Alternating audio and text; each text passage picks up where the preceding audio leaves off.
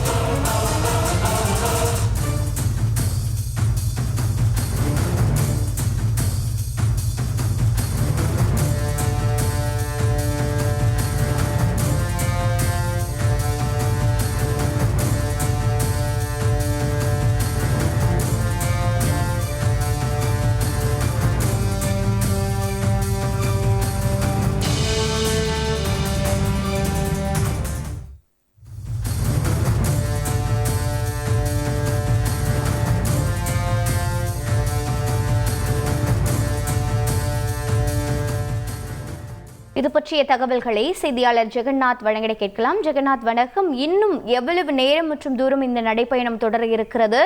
மேலும் தற்போது அங்கு போக்குவரத்து சீராக இருக்கிறதா? காவல்துறையின் அடுத்த கட்ட திட்டம் என்ன? விவரிங்க. வணக்கம்.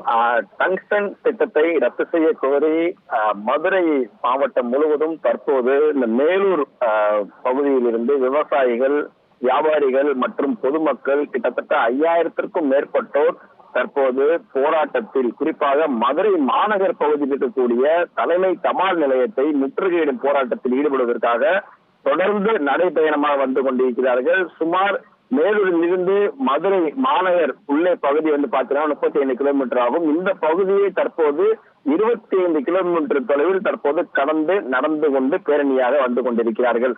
மதுரை திருச்சி தேசிய நெடுஞ்சாலை பகுதியில் இந்த பேரணியானது நடந்து கொண்டிருக்கிறார்கள். குறிப்பாக 4 வழி சாலைகளில் ஒரு வழி சாலைகள், குறிப்பாக 2 வழி சாலைகளையும் அடைத்து தற்போது காவல்துறையினர் போக்குவரத்தை சீர் செய்வதற்காக அந்த பணியில் ஈடுபட்டுக் கொண்டிருக்கிறார்கள். தற்போது 4 வழி சாலையில் ஒரு பகுதி மட்டுமே வாகனங்கள் சென்று கொண்டிருக்கிறது. ஒரு பகுதி ஃபுல்லா பார்த்தீங்கன்னா மக்கள் பேரணியாக நடந்து கொண்டிருக்கிறார்கள். காலை மேலூரில் தொடங்கிய இந்த நடைபயணமானது தற்போது மதுரை ஒத்தக்கடை பகுதியை நெருங்கி இருக்கிறது. இன்னும் சற்று நேரத்தில் இந்த மாநகர் பகுதிக்குள் இந்த போராட்டக்காரர்கள் சுமார் 5000த்திற்கும் மேற்பட்டோர் இந்த பகுதியை வந்தடைய இருக்கிறார்கள். மேலும் காலை முதல் பார்த்திருந்தால் மாவட்ட எஸ்பி, குறிப்பாக மதுரை மற்றும் தேனி 2 மாவட்ட எஸ்பி அவர்கள் தலைமையில் கிட்டத்தட்ட 1500க்கும் மேற்பட்ட காவல்துறையினர் வந்து இந்த பாதுகாப்பில் ஈடுபட்டு இந்த போராட்டக்காரர்களை கட்டுக்குள் வைப்பதற்காக முயற்சித்தனர். அவர்களுடைய கட்டுப்பாடுகளை மீறி பார்க்கிறதால் தற்போது போராட்டக்காரர்கள் வந்து மதுரை மாவட்ட எல்லை பகுதியை கடந்து தற்போது மாநகர் பகுதிக்கு உள்ளே வர இன்னும் சற்று நேரத்தில் வந்து விடுவார்கள். இந்த நிலையில் தற்போது மாநகரில் இருக்கக்கூடிய 2000த்திற்கும் மேற்பட்ட காவல்துறையினர் முன்பே பாதுகாப்பு பணியில் அவர்கள் தயாராக வைக்கப்பட்ட நிலையில வந்து அவர்களையும் தற்போது இந்த மாநகருடைய எல்லை பகுதியில் அவர்களை நிற்க வைத்து, குறிப்பாக இந்த ஒத்தக்கடை பகுதியில் அவர்களை நிற்க வைத்து இந்த போராட்டக்காரர்களை மீண்டும் பேச்சுவார்த்தை நடத்தி மாநகர் பகுதிக்குள் செல்ல விடாமல் தடுப்பதற்கு முயற்சிகள் ஈடுபட இருக்கிறார்கள்.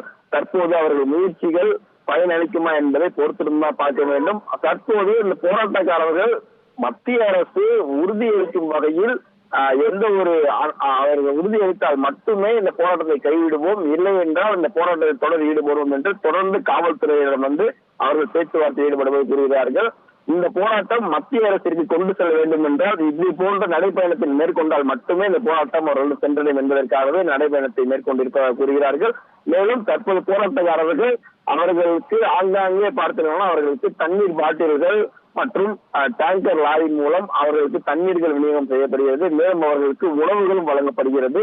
இன்னும் பல ஆயிரம் மக்கள் பார்த்தீங்கன்னா குறிப்பாக வயதானவர்கள், பெண்கள் அனைவரும் அவர்கள் நடந்து வருவதற்கு சிரமமாக இருக்கும் பட்சத்தில் அவர்களுக்கு அந்த குட்டி யானை டாடா மூலம் அந்த வாகனங்களில் அவர்களை ஏற்றி சென்று தற்போது மாநகர் பகுதிக்குள் அவர்களை அழைத்து வருவதற்காக அவர்களும் பேரணியில் கலந்து வந்து கொண்டிருக்கிறார்கள். இன்னும் சற்று நேரத்தில் மதுரை ஒத்தக்கடை பகுதியில் குறிப்பாக இந்த டங்ஸ்டன் போராட்டத்திற்காக ஈடுபடக்கூடிய விவசாயிகள், பொதுமக்கள், வியாபாரிகள் அனைவரும் ஒத்தக்கடை பகுதியை வந்தடைய இருக்கிறார்கள். இந்த பகுதி எல்லை பகுதியில் காவல்துறையினர் அவர்களை தடுத்து நிறுத்துவதற்காக தயாராக இருக்கிறார்கள்.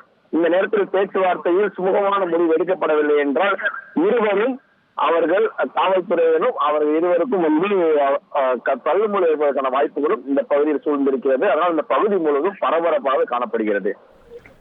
விரிவான தகவல்களை வழங்கியதற்கு நன்றி ஜெகநாத்.